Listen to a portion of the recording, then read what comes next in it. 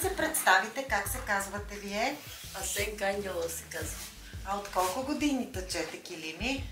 От малка. Кой ви научи? Госпожа Йосилова. А тя каква е? Учителка беше по математика в училището и предаваше кръвното килимарство. И при нея се бех записала и тя ме учи. Кой е най-любимия мотив тук, който тъчете? Пролетната лоза.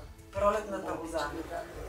А това на всички хора от Чипровци ли е или само ваш? Много хора обичат да тъкат този модел, да. После пилетата, зеленки тук и меди. Баба ми е такава, като когато аз съм била много малка, не съм могла да се науча. И после моята лелка ме е учила така. А децата искат ли да се учат тук? Некой, който дойде иска, има така те интереса, но не ще баш да се учат така, защото е трудоемко. Колко време ти отнема да направиш един килим? То на квадратен метър се мери. От 15 до 20 дена един квадратен метър, метър на метър може да се изтъче една жена. Иначе бабо става. А ти сама ли багриш вълната? Не. Това е частна фирма и те се занимават. Две дъщери има госпожата, дето по математика беше, сега пенсионерка. Тя с нейните дъщери и зетът и внучки има, дето се занимават с това. И ние тук сме изпълнители. Аз съм продавач, консултант, демонстратор, да демонстрирам който дойде, който иска да покажа.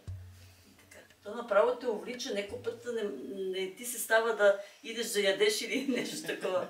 Що речеш, тази шарка да направиш, друга да направиш и много те увлича така. Сега е така. Търсят ли хората чипровски килими? Да, много се търсят. Килими големи или пътеки се търсят повече?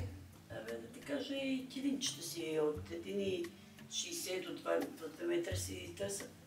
Иначе и каренци сме такали, пътеки 70 на 2,50, например, сме такали. Един даже така много голем, 6 метра беше.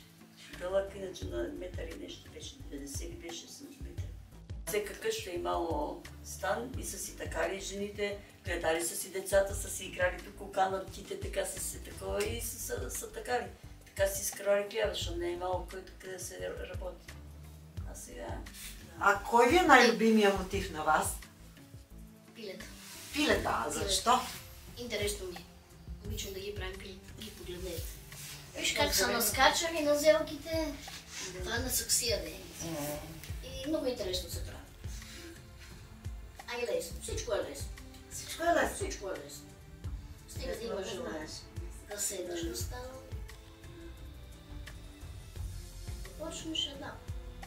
Жената каза, самата шарка, самата фигура те облича. Те облича да тъчеш. Кои цветове най-много търсят хората? Това си зависи вече от човек. Но традиционното е червено и черно. Има ли нещо, което като правите килима, гледате на другите да не го казвате как се прави? Няма такива. Няма тайна. Не, няма тайна.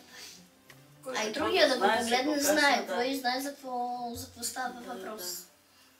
Тук няма тайни. Като хляба.